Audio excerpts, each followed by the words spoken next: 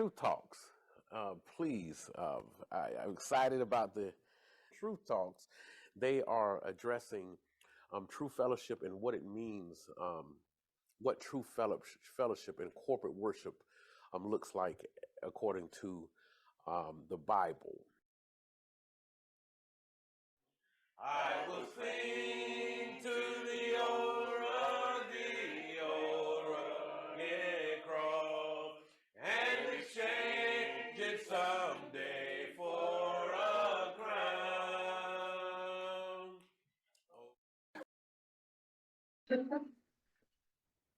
Hey, good evening. It's a pleasure to be here. I'm excited about trying to finish out this book about Gideon because my perception of him has always been, I want to be like Gideon. I want the Lord to use me like he did Gideon. But I think now that we are really getting in this book, we're beginning to see all things don't occur as they seem sometimes. Excuse me here.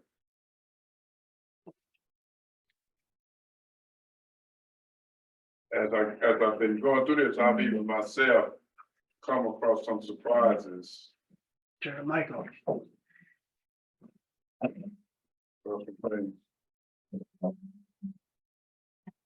Through this, I want to continue to bring out some things that probably be overlooked because we know as people hear about the Gideon feud, that's all they see is the Gideon feud. They don't see the offer for some to leave and they know about the drinking of the water, but they don't know the details of it. And we talked last week, is where I want to pick up at today. We was at chapter 7 and verse 8, what we looked at. And one of the things that I wanted to bring out was Gideon, he took 300 men. And he gave them trumps in their hand. But before then, we see that he had them drink water. And I told y'all that vigilance is what I believe why God narrowed it down to 300 people. You know, that's the way he did it.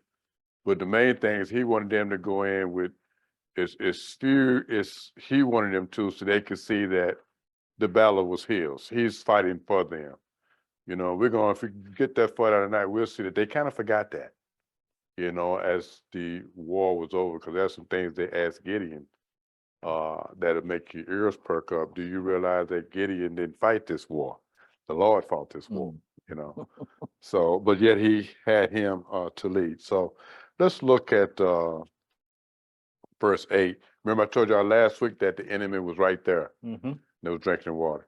So let's look at verse 8, just kind of do a recap here of chapter 7. So the 300 men took the people's provisions and their trumps into their hands, and Gideon sent all the other men of Israel, each to his tent, but retained the 300. And the camp of Midian was below. Remember? They was below. Remember, they was drinking the water. I said, where were the people? Last week, they was right below, okay, in the valley. That's where the enemy was. Okay, so the other people that left, the 300 men took their provisions and their trumpets into their hands, and they let them go back home. Okay? So, what I had said about these men that are left, there was nothing wrong with the water, right? No. And I compared it to what, according to us today? Scriptures. Yeah, but there's nothing wrong with friends. There's nothing wrong Right. with jobs. There's nothing wrong with games. There's nothing wrong with movies. There's nothing wrong with TV. It's just that when they hijack what God has got you to do, then that becomes a problem. Okay, I just need to bring that out because these last people that left was not vigilant, and God wanted vigilant men. Okay, so by now, before we get to 8, even while we into verse 8, Gideon is probably saying, okay, what's next? You know, you took 2,200 and you took the rest, you left with 300. What's next? Instead of God saying now, let's go, you would think he's ready to go fight. He does something else. You know, if I hadn't read this before, I would think, okay, they're ready to go in and they're ready to charge. But he has Gideon do something. Let's read verse 9 and 10, somebody. It happened on the same night that the Lord said to him, Arise, go down against the camp, for I have delivered it into your hand. But but if you are afraid to go down to the camp with Purah, Yeah. your servant, and you shall hear what they say, and afterward your hand That's shall be fine. okay. Yeah, that's fine. The Lord said, if you are afraid, Mm-hmm. the Lord knew he was afraid. You know, he wasn't guessing this here. And so for the Lord to say, if you are afraid, the Lord knew he was afraid when he sent the 22,000 Yes, he did. back. Yes, he did. He didn't stop being afraid up to now. But he tells him here, he says, the same night it came about that the Lord said, Arise, go down against the camp. I have given them into your hands. Mm-hmm. Okay? That should have been confident enough. But he wanted to give him more comfort. And he told him to arise. If you're afraid, take someone with you. And that's not uncommon for God to do. I mean, it probably was uncommon in the Old Testament, but in the New Testament, we see it's not uncommon. How many did Jesus send the disciples out in? 2 by 2. 2 by 2. Mm-hmm. You know, I might be who I am, but if I'm out and I want to witness to someone and I have you with me, I'm going to be a little bit more comfortable. You know, especially if you know scripture, you know doctrine and everything, we're witnessing to someone. It's just something about having somebody alongside of you. I've talked to people and speak very boldly, but when I have a brother or a sister with me I know who's in the scriptures and I'm witnessing to someone, especially someone who's an antagonist, you know, it's a little bit more, you know, comfortable for me if I got somebody with me. And that's what he does here. Really comfortable. Pastor BJ's reading. Yeah, any brother or sister. Any brother or sister, because you know what? Coming over there. Andy. In this situation, if one get afraid, it might be the moment where the other one is bold. Yes. And if the other one get afraid, it may be where the other one could encourage him. Yeah, but this is kind of like encouraging. Yeah, if, you know, yeah. Right. Right. Encouragement to each other. You got something?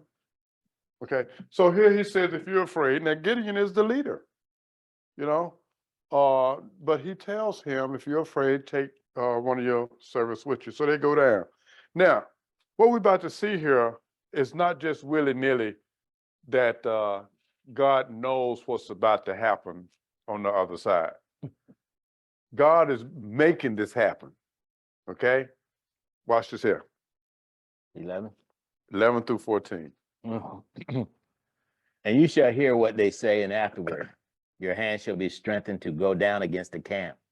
Then it went down with Persia, his servant, to the outpost of the armed men who were in the camp. Then the Mennonites and the Amalekites, all the people of the east, were lying in the valley, as numerous as locusts, and their camels were without number, as the sands by the seashore in multitude. And he knows this. I mean, you have a plethora of people down here. Okay? Go ahead. And when Gideon had come, there was a man telling a dream to his companions. He said, I have had a dream. To my surprise, a loaf of baked barley bread. Now, hold on. Who's having a dream? There's a man telling his dream to his companion, the man in the camp, one of the people they got to fight against, right? Right. Okay, one of the 150-some thousand men is Right. telling the dream. Their Mhm. enemies is telling the dream Right. to another companion. Mhm. Okay, go ahead. Okay. He said, I had a dream. To my surprise, a loaf of barley bread tumbled into the camp of the Midian. And it came to a tent and struck it so that it fell and overturned, and the tent collapsed. So Gideon is listening at the enemy. That's why God had him to go down there and see what you would hear. Now, the dream happened before Mm-hmm. this night. Sovereignty of God. Yeah, Well, he said, I had a dream. So the dream had to occur before this. right. Right. So my question is who gave him the dream? Huh? God gave him the dream. God gave him the dream back when for this very purpose. It's like the dream, I wish Eric was here because he's going to do Daniel. It's like the dream that Nebuchadnezzar had. God gave Nebuchadnezzar the dream, and he gave Daniel the ability to interpret it. Right. Not only to interpret it, but he gave Daniel the ability to tell him what the dream, and Nebuchadnezzar didn't tell him. Right. You know, because Nebuchadnezzar had men that can normally interpret dreams. His so-called wise men. Right. His whatever, wizards and everything. Right. So here, God gives him a dream, and God gives him a dream for this purpose, that he want to use this dream to comfort Gideon. Okay? Now, it just goes to show how the heart of the wicked man is in the hand of God. And I'm reading this, I'm thinking, man, you know, I've had a lot of dreams. I've studied sometime, and I don't know if any of y'all have done this, but I've just been intense study sometime, and I've actually dreamed that I was in the apostles' days. You know, I've dreamed that, you know, I was there at the rapture. Of course, God slowed it down in slow motion for me in my dream, and I was able to wake up and tell I dreamed this. And I know Satan does not bring me those dreams. It's either because I studied hard or God brings me those dreams, you know. But I see here this, by the sovereignty of God, he gives the enemy the dream to strengthen Gideon. Friends can strengthen us. For us, scripture can strengthen us. But here he uses the enemy. Not only he gave him the dream, he gave the enemy the interpretation of the dream. All Gideon doing is doing what God told him. He's just going down and he's listening at the enemy talk. And so one friend is telling another one a dream. And then what did verse 14 say? Then his companion answered and said, "This is nothing else but the sword of Gideon, the son of Joash, a man of Israel. Into his hand God had delivered Midian and the whole camp." Got it? You know, man tells him a dream, Gideon listen, and God gives the enemy the interpretation, and the enemy don't know that God is involved in this. He said, this is nothing but Gideon. But what was the dream? What was the dream? The dream was, he dreamed that a barley or a loaf of bread rolled down In the camp. the hill into the camp and bumped into a tent and laid it flat. God gave him a dream that pictures Midian being weak. You know, picture a loaf of bread rolling down the hill and tents a stake down in the ground and rolling it over. Does show that Midian was weak, but it also shows that little is much in the hand of the Father. Amen. Is it? Amen. With- So it's both things, I think. Right. You definitely gotta show that Midian was. Midian is weak if their enemies is in the hands of God. Right. Yeah. Mhm. Because Midian, this is a war that's surely without God, Gideon would lose. But what God is showing us, he can take something so legal or minuscule, okay, and do what he want with something that's so mighty. That's what he's doing here. And so Gideon hears this dream, and it's like, because he knows he's going up against an impossibility war where he can win. So when he hears this, he prays God. At the same time, then you're going back to God said 300 is all you need, right? Mm-hmm. Okay. Now he's reinforcing Gideon that 300 is all you need. Actually, it's God. All you need is God to give you the direction to move forward in this. Me to give you direction to move forward in this. But he sees that now. Right. You see it now. Now, when you go back to the one part, he said all they got is a trumpet in their hand And torches. and torches. Okay. And stuff. So this picture that we got here, they are the barley. They are the barley bread Mhm. rolling down there, and they're going to take it out. Like Amari said, they're going to take it out. And as you mentioned that, they have no spears. No. They have no guns. You know, you take the lantern, put the glass on and bust it and make a lot of noise. Yeah. Surveying the whole Bible, we started with the Old Testament, but I like to see how you know, he says, from the Lord and I do not change. There are principles that we see that apply specifically in this story that apply spiritually elsewhere. Well, as you were reading that, you know, and I won't take too much time, I was thinking about 1 Corinthians chapter, talking about God's modus operandi. We talking about how men have a modus operandi, how they operate.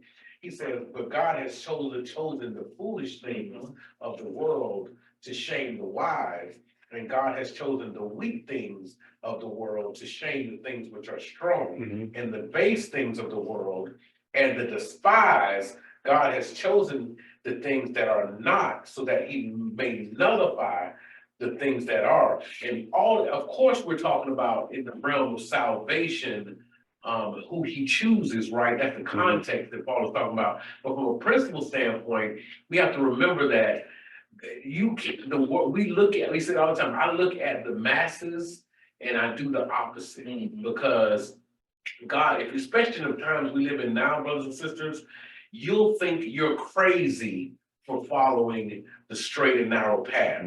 God uses the simple thing that the world says. The world says these things are nothing, abased, they don't matter, they're not important, and God uses those specific things to paint larger truths, right? Right. But at the same time, Al, it's not so much that the things are so little. The concept is God can use whatever, whenever, and whoever he wants to accomplish his purposes, because he's Almighty God, and we have to bow. And whoever he used, to their surprise, God doesn't use them like they think he's gonna use them. Right. 'Cause like I said, they had no weapons. Right. Al, We're he gonna had get to to tell that. the story. Not only do you have to give the enemy the story, he had to give him the interpretation. of the story. Interpretation. And he had to orchestrate when he told it, as far as getting For getting your business, right, Yeah. In other words, if he'd have told the story earlier, getting you would have went down there. So he restrained, he It's was too early. telling the story. So what we see here is the same thing that he has said about Pharaoh. I raised you up this way that I may display my power through you. Right. He raised the Midianites and the Amalekites and all them up this way that he may display his power through them. But at the same time, he's displaying his power. It's also displaying I will use the same ones that I raised up to display the power. It's also used to punish you. Yes, because To you know they chase were you. sinning, Right. right? So Okay. that's why they was there, oppressing them because they were sinning. And he did the same thing with Babylon. Right. Those who oppress my people, I will deal with, though God brought them in. Let's read verse 16 to 20. Listen to what's been said here real careful. You want it, Andy? Take it, Andy. NIV or King James? King James. Okay. And he divided the 300 men into 3 companies, and he put a trumpet in every man's hand with empty pitchers and lamps within the pitchers. And he said unto them, look on me and do likewise. And behold, when I come to the outside of the camp, it shall be that as I do, so shall you do. When I blow with the trumpet, I and all that are with me, then blow you trumpets also on every side of the camp, and say the sword of the Lord and of Gideon. So Gideon and the 100 men that were with him came unto the outside of the camp in the beginning of the middle watch, and they had put newly set watch. That's the best time to attack, right? Doing a change of watch. Yeah, change. Okay, great. We know this in the military. Okay, because the guy coming on, he's lackadaisy, right? Go ahead. And they blew the trumpets and broke the brick pitchers that were in their hands. And the 3 companies blew the trumpets and broke their pitchers and held the lamps in their left hands and the trumpets in their right hands to blow withal. And they cried, the sword of the Lord and of Gideon. Got it. Now, the enemy hears this. They're in an uproar. They broke the pitchers, they're running, they're making a lot of noise. The guy just came on duty, he's lackadaisical. The guy just getting off duty, he's tired. Everybody's kicked back. Now, read 22 and 23. When the 300 blew the trumpet, The Lord set every man's sword against his companion. Who did that? The Lord set every man's sword against his In companion. other words, the Lord caused confusion against the enemy, right? To where they start killing each other. Throughout the whole camp, and the army fled to Beth Ekson, Bethshemesh, towards Zerah, Zerah. yeah, as far as the border of Abel Mel. I love your words. That's why I got Melali, to read it. by Tarbet. You love me reading, huh? Yeah, 23. yeah. And the men of Israel gathered together from Nephilim, Asher, Naphtali, Asher, and Asher, all Manasseh, Manasseh, and pursued the Midianites. Midian. Okay. So here he divided them up, and they pursued them. They're in the war, and some people just tried to flee, so they pursued them. So God has got them killing each other. They confused. You know, I think that happened somewhere else too, didn't it? Well, they got Where- confused. yeah, that happened during Joshua. no, not Joshua, when Jael's army, Sierra, Oh, okay. he caused them to kill each other. Mm. You know, that's what fear does. You know, they didn't know who the enemy was. They heard a bunch of noise, and he caused them to slay one another. The battle is the Lord's. Mm. Remember, Gideon and them don't have any weapons. They're feeble, like a loaf of bread, but yet they're in the hand of God, and God is actually fighting the battle for them. It's like you said, the confusion came. You're asleep. You hear something, a noise, right? Just like something happened in the yard. You see the noise, hear something. You wake up, but then there's this bright light in your face, because that's when they broke the pitch. When they broke the thing, it was a bright light in their face and the trumpet going off. Yeah, you can be They confused. didn't know where it was coming from. No. They thought each other was the enemy. Mm. That's when one of them said it'd be best to be sitting over the side by Now- yourself. Pay attention. Yeah. Pay attention to 24 and 25. You need to pay attention to this before we get into chapter 8. I'll read it. Gideon sent messages throughout all the hill country of Ephraim. Mhm. Underline that. Ephraim. Saying, come down against Midian and take the water before them, as far as Bethbara Mm-hmm. and the Jordan. So all the men of Ephraim were summoned, and they took the water as far as Bethbara and the Jordan. Ephraim is with Gideon, Mm-hmm. okay? They captured the 2 leaders of Midian, underline that, and their name was Oreb and Zeb. And they killed Oreb at the rock of Oreb, and they killed Zeb at the winepress of Zeb, while they pursued Midian, and they brought the head of Oreb and Zeb to Gideon from across the Jordan. Who did this? Ephraim. Y'all Ephraim. got it? Right, Ephraim. Okay. The reason I told you to note that, Go back to Judges 6. because we're going to start seeing a picture of just riddled with jealousy. Okay. Sometimes people don't want to be a part of what you're doing if they can't be at the beginning of it, you know, or if they can't operate in the church where they want to operate at, you know, they don't want to do anything. Okay. And they'll cause problems for you. Okay. Now, look what happens in chapter 8. Because if God is speaking to Gideon, he's helped Gideon in heart orchestrate this war. And he tells Gideon who to call to be a part of this war at the beginning or the end or not at all. Look at chapter 8, verse 1. Now, after leaving chapter 7, you would think that the war is over, okay? But there's still some unfinished business here. Go ahead. Then the men of Ephraim said to him, why have you done this to us by not calling us when you went to fight with the Midianites? And they reprimanded him sharply. So the Ephraim reprimanded Gideon sharply. and asked, why didn't you call us? What are we just reading? Verse Ja- 24 and 25? Well, verse 4, 24 and 25. Yeah. They called him. They just didn't call him when they wanted. He didn't call them in the beginning. Right, right. So, So just real quick, they didn't call him. Remember you said, remember this in chapter 6. Remember this when we were calling all the names out, whose name was that's missing. why I told y'all to Ephraim. remember. Ephraim Yep. was I missing think it's from that list. 635. Yep. Uh-huh. Yep. So there's a lesson to be learned here. Whenever something is going forward for the Lord, okay, it's not always people outside of the camp. Sometimes it could be people inside of the camp that can make things very, very hard for you. Whenever you're trying to reach your goal, me and a brother was talking today about, certain things happening in the church, and I said, oh yeah, it's going to happen in Firm Foundation Fellowship. Ain't that right, Amar?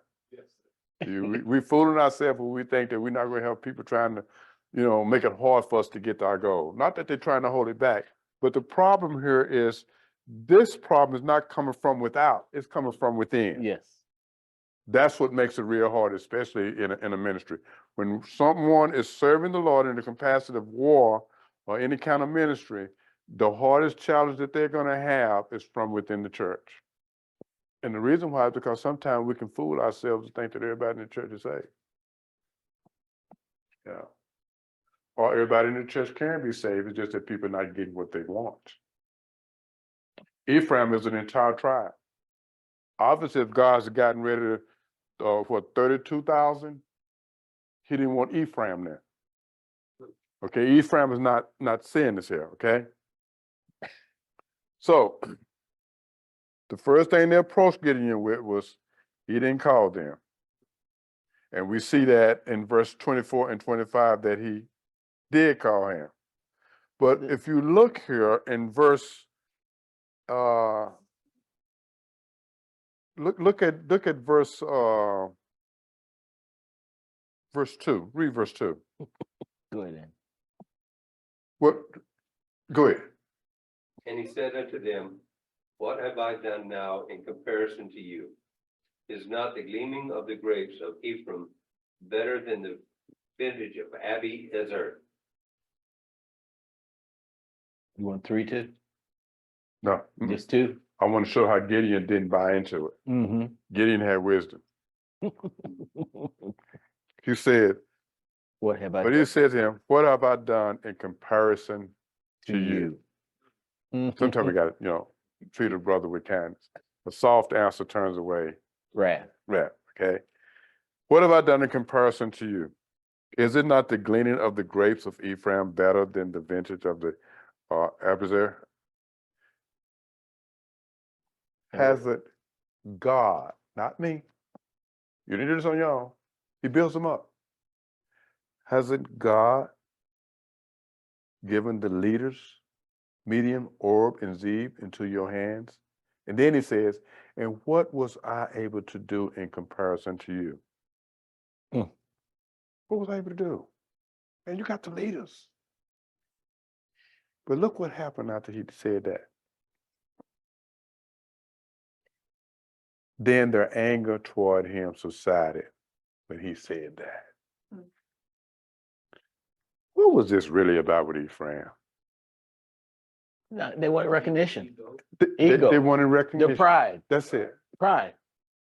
You got the leaders. God gave them to you. What have I been able to do compared to what you've done? You got the leaders. You stroked them good. Oh, yeah, I did. They got just what they wanted. Mm-hmm. Recognition. If they wanted praise, then They that's got their praise. reward. Mm-hmm. They were so consumed with trying to get recognized, they had lost sight of God being glorified in this. Yeah. They wanted, and the thing about it is, some people feel that if I want to do something in the ministry and you won't let me do it, I feel like you're attacking me personally. You are. Ephraim thought that Gideon was attacking them personally because they was not getting what they wanted. They had not consulted God. They brought the leaders in, but they wanted to be in the grandiose of just 300 people going in. I want to be a part of that.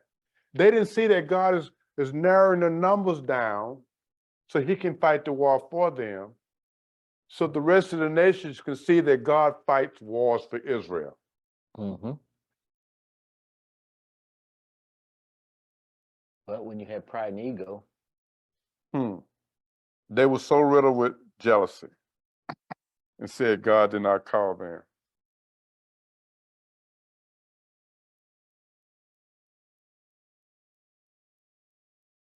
What does verse 732 say?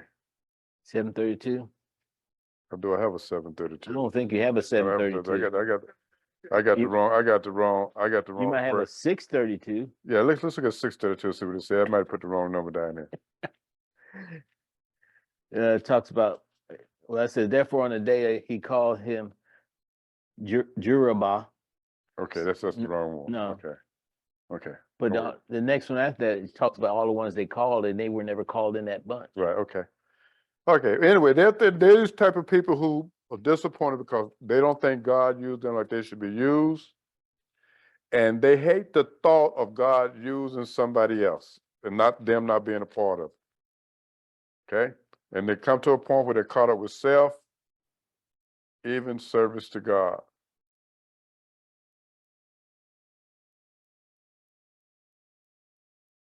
Okay. Also, when they approached him with a attitude of entitlement. I deserve this treatment. You ever met anybody like that? You have? Who? No. I deserve this special treatment. I deserve special treatment. I want it this way. And if I don't get it this way, you're personally attacking me. And so he has to comfort Ephraim.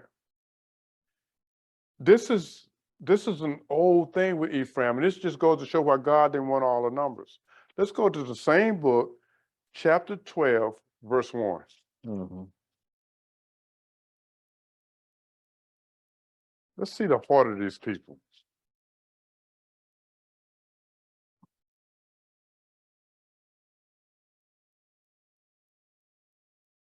Different leader. You got a King James over there? And it does. Chapter 12, verse 1. Mm-hmm. And the men of Ephraim gathered themselves Same people. together and went northward and said to Jephthah, Jethro. wherefore passed thou over to fight against the children of Ammon, and didst not call us to go with thee? Check this out. We will burn thine house upon thee with fire. I've seen churches burned down because people couldn't get their fire. They ready to burn these people's house down. They was just that mad. Some people just get mad to lead the ministry. Not just your ministry, but all ministries. Yeah.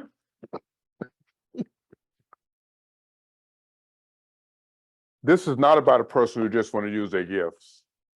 This is a person who can't even hide their motives. I mean, it's just blatant out that they just wants to be praised. And this is a dangerous person to have in your church. Because they have church outside of church with weak people. It's a dangerous thing to have in your heart. What you laughing at, BJ? Nothing, man. They accused Gideon vigorously. We can go back over to chapter 8. We know there's no such thing as a hierarchy of sin, right? Saying God, like sin to sin. But there's a particular sin that God constantly puts on display as one that causes a lot of detriment, and it's pride. It's the same sin that the enemy was cast out of heaven for, and this is how you can say pride, but a lot of people don't realize how it manifests. It manifests in wanting to be seen, wanting to be recognized, but that's the one extreme. The other side is if we're in Christ, God says we're complete. So pride would have you to put your head down and say, woe is me, I'm nothing, I'm not humility, I'm nothing. Mm. I mean, you know, how some people have that false. That was me attitude. If Yeah, I, right. if I have positiveness People about might- myself, people Right. will feel highly about me. Right. Yeah, everybody who you think is, got humility is just positiveness. Yeah, they want people to think he's so humble. That's the same thing. You know, what I'm saying? He ain't gonna, again. That's why I went Not there. only are we calling you out for not calling us, but now we're gonna exact some punishment. We're gonna burn your house down. Churches have been burned down for the same thing. I'm gonna tell you something. There's not been a church to this day that I know that somebody has not gotten mad because they wasn't given a position that they thought they should have. Even Firm Foundation Fellowship. It's been right here in this church that somebody's gotten mad because they did not get what they wanted. Maybe they couldn't burn it down because we rented. We had insurance. So this is what I tell y'all, we're not exempt from this type of attitude. We are a local established church that God has established will be. That's why he said, forsaken not to assemble yourselves together. He's talking about in the local fellowship. Everything that we talk about with the Lord's churches, a lot of it has happened here and will happen here. We're not exempt from it. And those things test your leaders. Because I could have easily said, well, you know, you're right. You've been here for a long time with Firm Foundation Fellowship, and I really don't want you to be angry with me. So I'm going to go ahead and give you this office. Well, see, that's why it's 3 of us and we have votes in it. Now, I don't know how to tell the congregation is going on. We have to deal with it as elders. Yeah. Gideon had to deal with it here. He had to deal with it here. He probably before he knew Ephraim wanted to be a part of it. I can't have it. God is dwindling the numbers down, but I want to be there. And you're attacking me personally. See, but them wanting to be there, they were going to go against God, having them, having them there, because there would have been more than 300 people in their cells But like I said, they wasn't consumed with the glory of God. They're consumed with with their own their glory, own ego. ego and the glory. Yeah. Okay. So, and remember that, okay? Because I'm not going to always be around. BJ not going to always be around. Remember that if it's 1 elder left here or 2 elders left here, support what's right. There are going to be people that's going to come through that door or another door. Hopefully we have our building before the Lord bring me on. Is going to doors. come through that door with a sense of entitlement because they've been to seminary or they've been to college or they know Greek or they know Hebrew, and they're going to come in and they're going to flaunt it and they're going to make comments during the study, and then all of a sudden they're going to want to have an office in the church because you know what? They first come in and they impress you. So-and-so is very smart. But being in the ministry is not about being smart. It's about being led by the Spirit. Okay. I've met a lot of men that's not saved that can quote scriptures real good because they read the Bible like a story and they remember what they read. So Ephraim thought they had a sense of entitlement. God used them. He used them for the mop-up. And they wasn't happy with that. They didn't want to be an usher. They wanted to be a deacon. They didn't want to be a deacon. They wanted to be a pastor. Unfortunately, God didn't call you when Firm Foundation first started, or maybe he did and he didn't want to use in this capacity. And so we see here a people who is just riddled with jealousy. I burn your house down. Verse 4 and 5. Go ahead. So Gideon and the 300 men who were with him came to the Jordan and across the river, weary yet pursuing. They might have been weary because of what Ephraim just worn down here. He said to the men of Sukkoth, please give loaves of bread to the people who are following me, for they are weary and I am pursuing Zebah and Zalmunna, the king of Midian. I had to practice that word, BJ.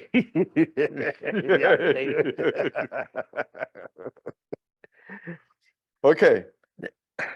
They're asking for something that should be granted. Their support, aid, and resources. These are the allies. Okay, so they can be filled up, so they can serve God.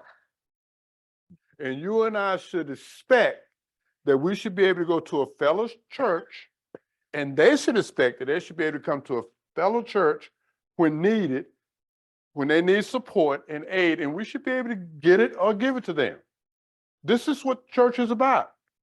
We're so divided now. If the church was to come here and say, hey, we need, $2,000 behind our lives, we'll say no.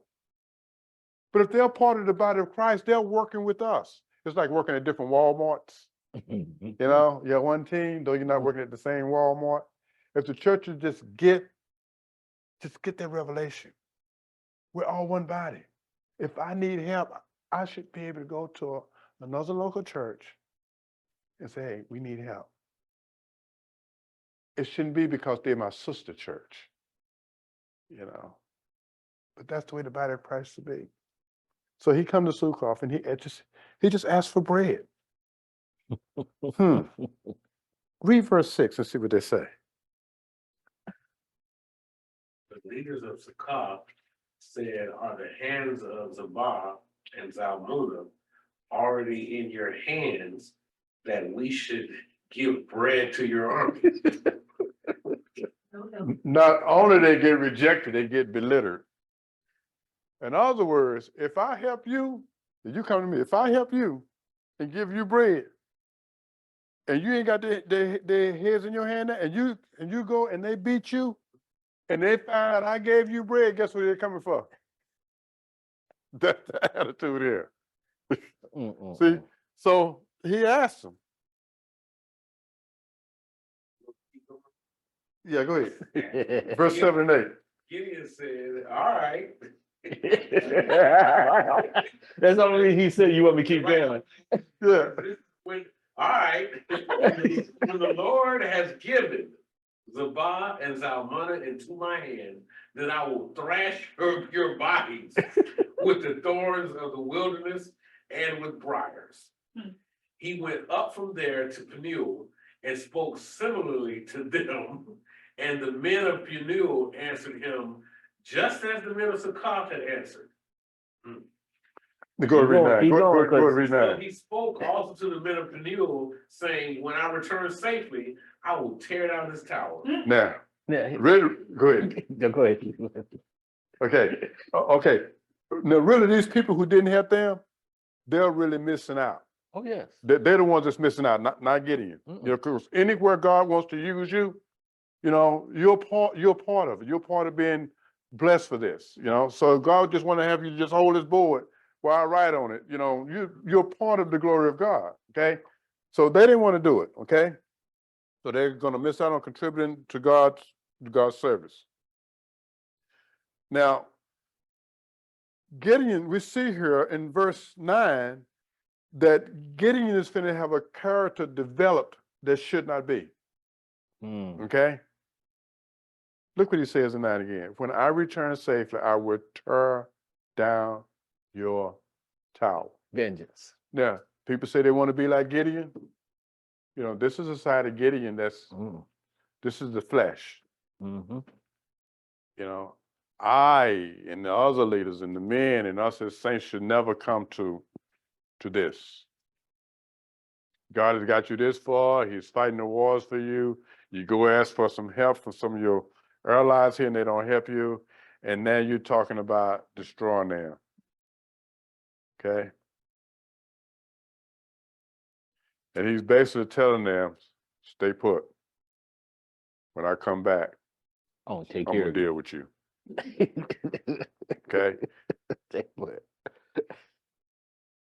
Let's take a look at how Moses handled this in Numbers 20. I'm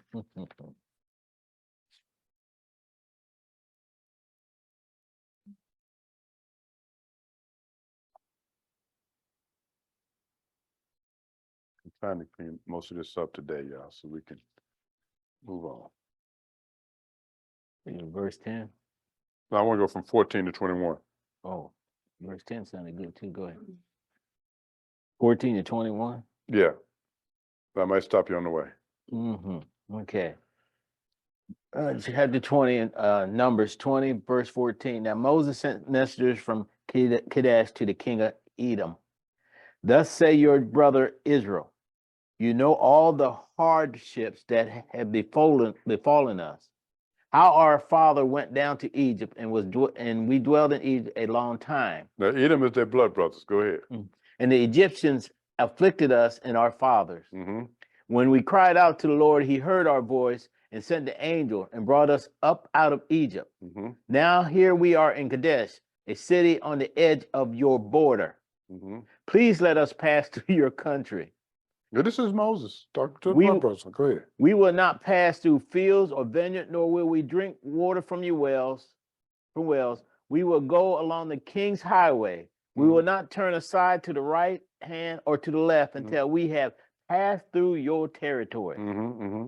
Then Edom said to him, you shall not pass through my land, lest I come out against you with the sword. Mm-mm. The children of Israel said to him, we will go by the highway, and if I or my livestock drink any of your water, that I will pay for it. Let me only pass through on foot, nothing more. You shouldn't even had to say that. They blood brothers. You should have offered it to them. Go ahead. Then he said, you shall not pass through. So Edom came out against them with many men and with a strong hand. Now watch 21. Go ahead. Thus Edom refused to give Israel passage through his territory, so Israel turned away from him. That's all Gideon had to do, was turn away. That's the godly thing. Paul did the same thing when he was neglected by his brothers. Look at 2 Timothy 4:16.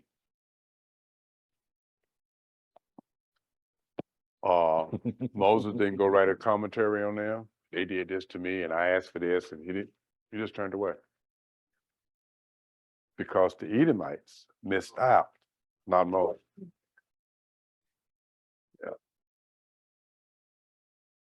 Tell me what for what?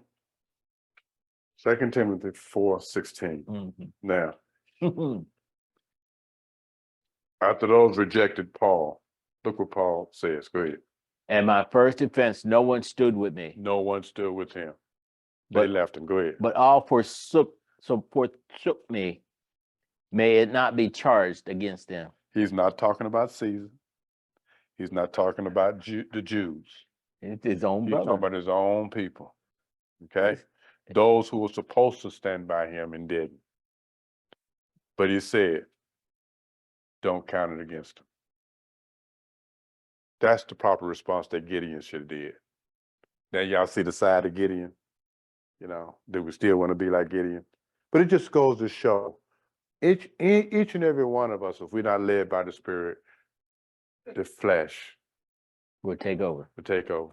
I remember I said to the pastor, if y'all don't mind me saying, back to Judges 8, don't ever go off on anybody in the congregation.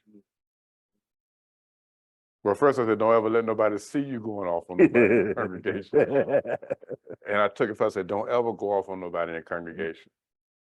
Because the one you go off on, y'all know, you know what I mean by go off, right? The one you go off on is going to be thinking, when is it going to happen again? Or the ones who see you do it is going to be thinking, when is it going to be my turn? You know, at some point, you know, even though God God is leading us, we have some responsibility for self-restraint and not to act out a certain way. It was wrong for Gideon to put this threat up on there. We got to be honest. Gideon, okay, he fought the war, but this is wrong. Judges 8 and 10. 10 and 11. Now Ziba and Zalmunna were in Karkor, and their host with them, about 15,000 men. Mm. All that were left of all the host of the children of the east. For there fell 120,000 men that drew sword. Got it?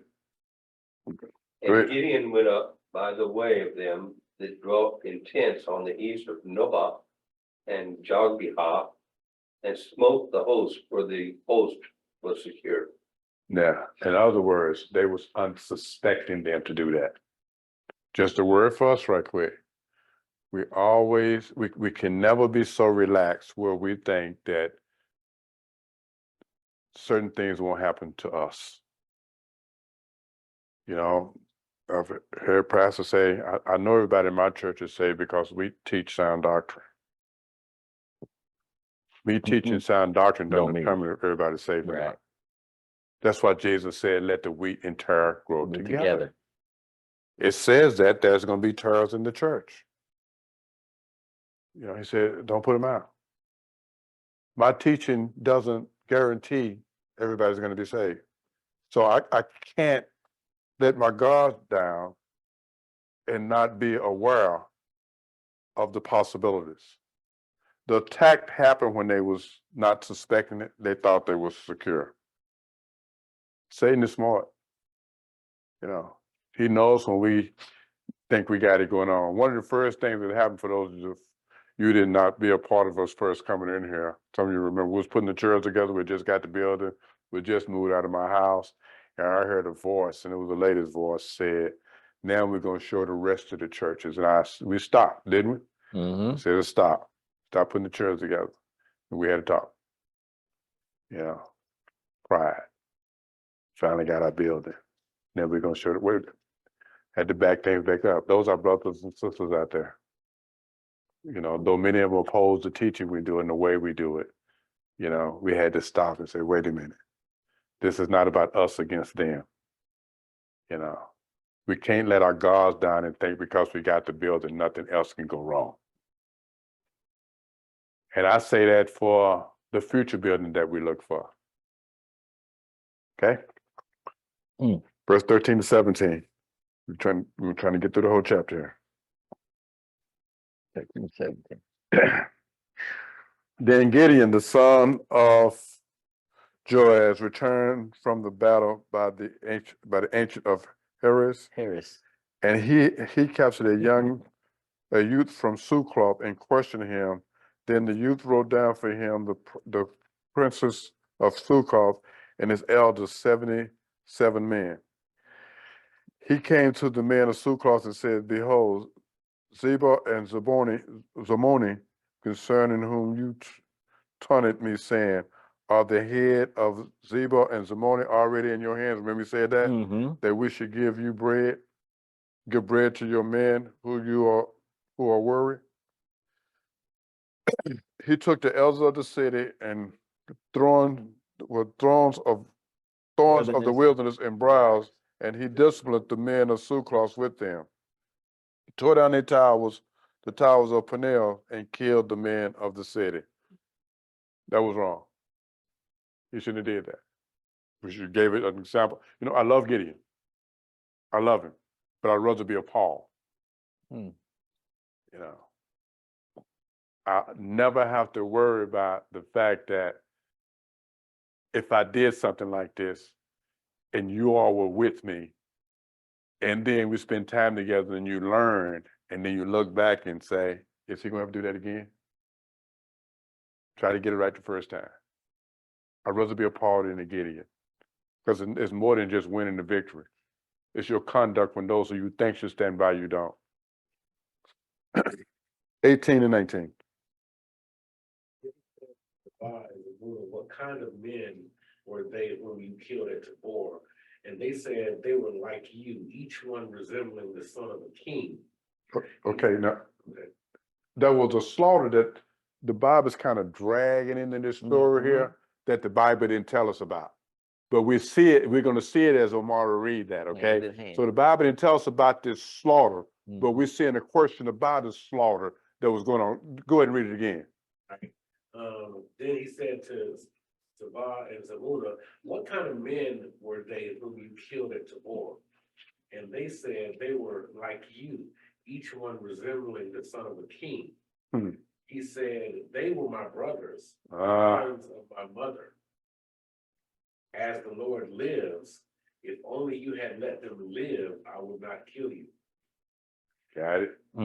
Now, look what Gideon does in 20 and 21. So he said to Jether, his firstborn, rise, kill them. But the youth did not draw his sword, for he was afraid, because he was still a youth. Then Zebah and Zalmunna said, rise up yourself and fall on us. For as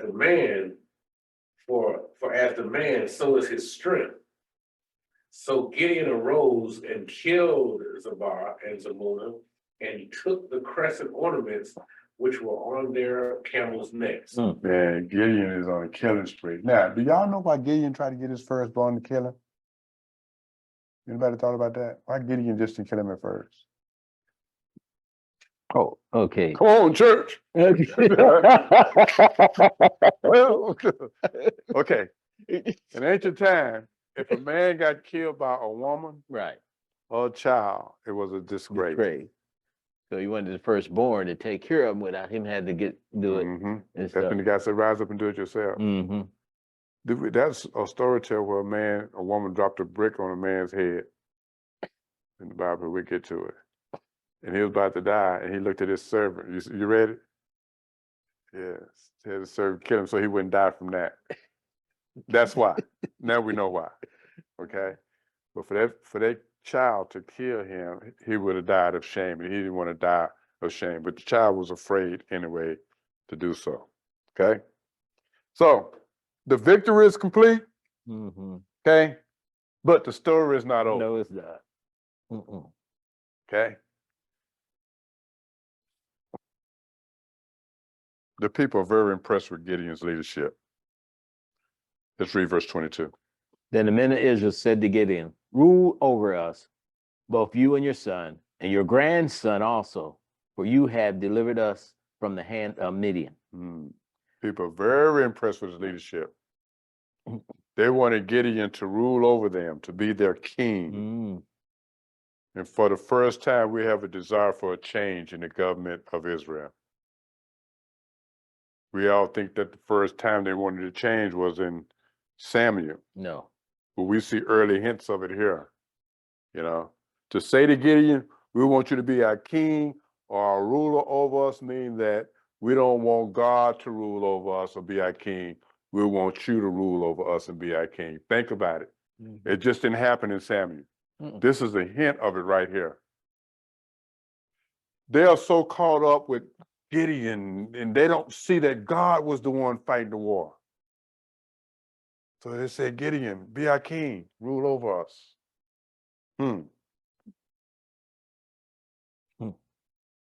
So at this point, they don't realize that they was being ruled by God. Everything that they had went through, now they want to put Gideon on the throne. Okay? We think it's bad when people hinder us. We think it's bad when people attack us. We think it's bad when people don't show that they trust in God. We think it's bad when people don't support us. It's even more dangerous when people praise us, when people love us, and people exalt us, God out of the picture. Because in that sense, we can easily become proud when they say, be our king.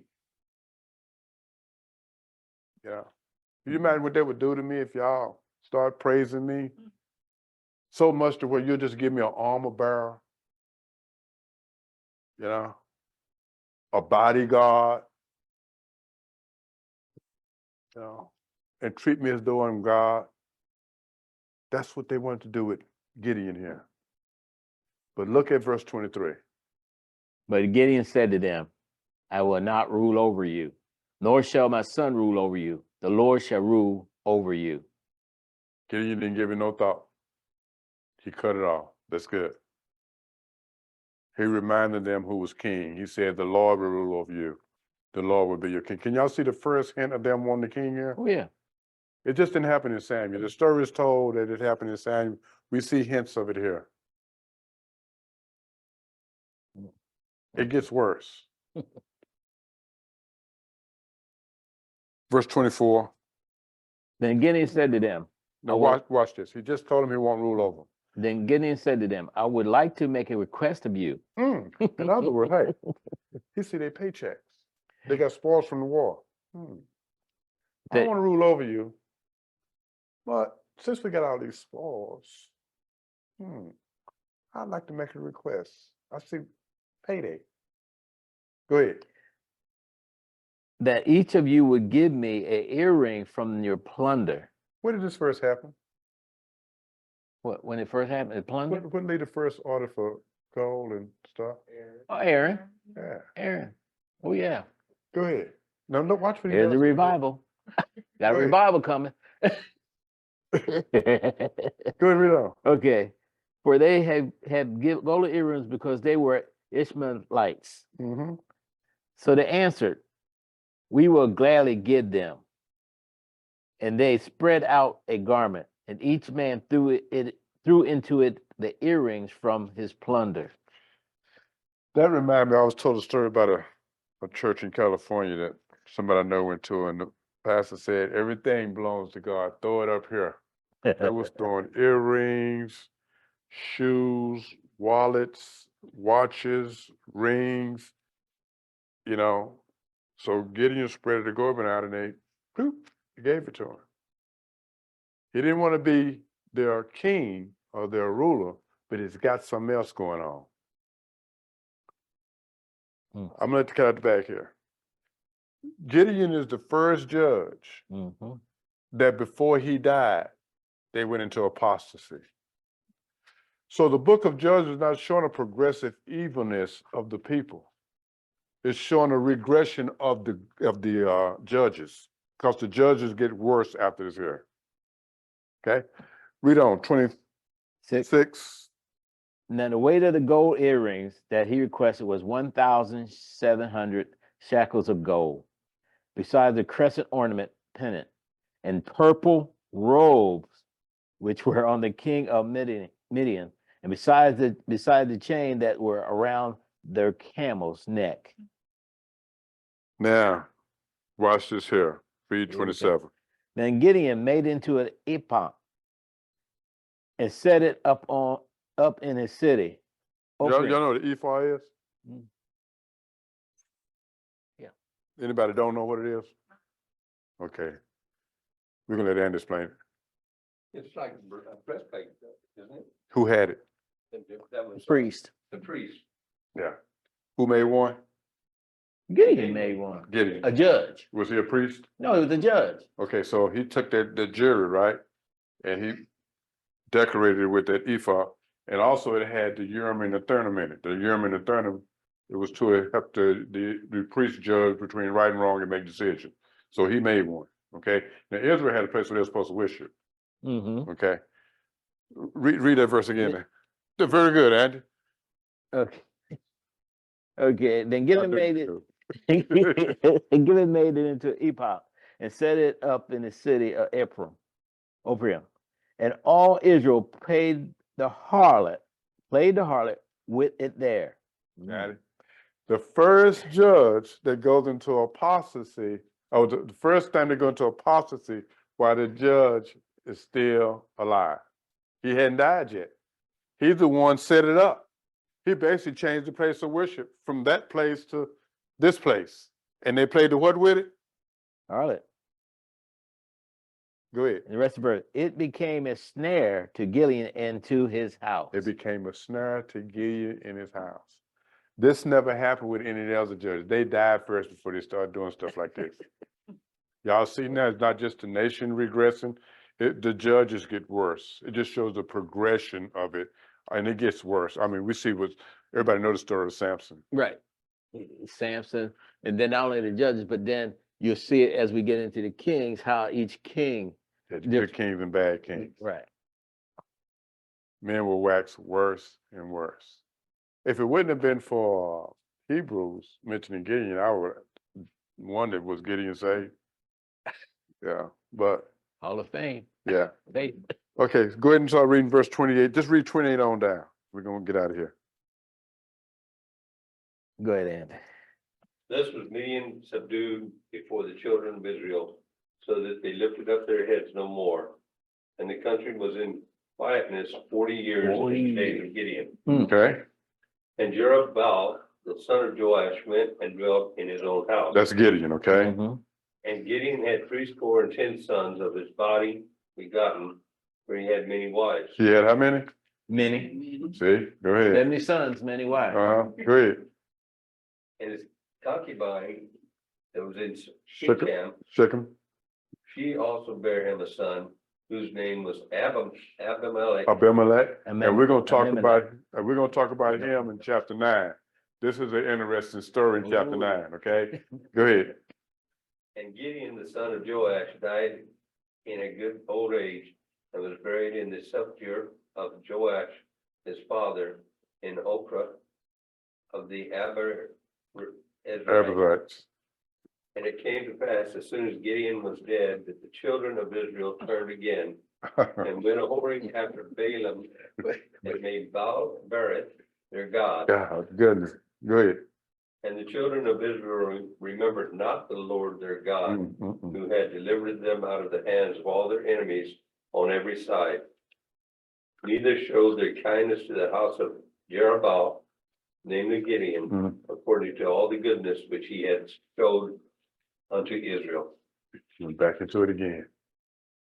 It got worse again, and he has to send another judge. I really believe we could stop the book of Judges here. We just about got the gist of it, but the rest of the stories are very interesting. I know we went over this kind of fast tonight, but I want to kind of move on and just kind of get to the book. So go ahead and read chapter 9 and 10, and hopefully we'll get that before I leave and go on vacation. Anybody have any comments, any questions before we finish about what we looked at tonight? Well, it's amazing how, like you said, that they just reverted back. It went, Baal was destroyed in 6, Yep. right? By who? Who destroyed Baal? Gideon, Gideon, right? the Asher, yeah, and Baal. Asher and Baal, right? But now he's basically bringing it back. And this, at the end, they brought it back after his death. Yes, but he played the harlot with the the broad- ephah right. before he died. Right.